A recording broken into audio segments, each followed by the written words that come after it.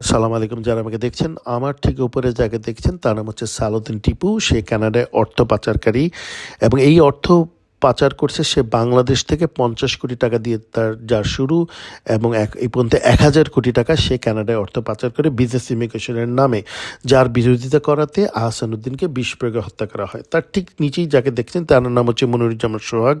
সে কানাডায় এই অর্থ পাচার এবং আহসানুদ্দিনকে যে বিষ প্রয়োগে হত্যা, এই হত্যা ধামাচাপা দেওয়ার পিছনে একটা মুখ্য ভূমিকা পালন করে।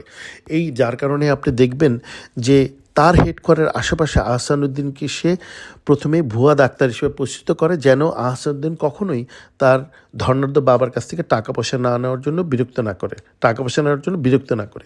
এই সার্টিফিকেটটা যেটা দেখতেছেন সেটার মধ্যে স্পষ্ট বলা, refer to DMCA subject to postmortem. এটা আহসানুদ্দিনের ডেথ সার্টিফিকেট।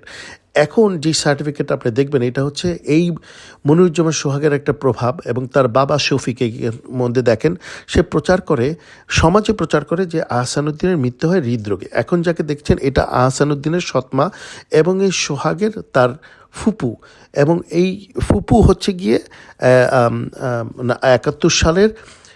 1971 সালের যার বাবা মানে সোহাগের দাদা, মানে এই সালাউদ্দিন টিপুর নানা হচ্ছে গিয়ে 71 সালের রাজার। এখন যাই দেখতেছেন সে হচ্ছে ল্যাংরা মহসিনা আক্তার লাকি এবং তার স্বামী নোয়েল। এটা একটা সমাজের ভ্যাগাবন্ড।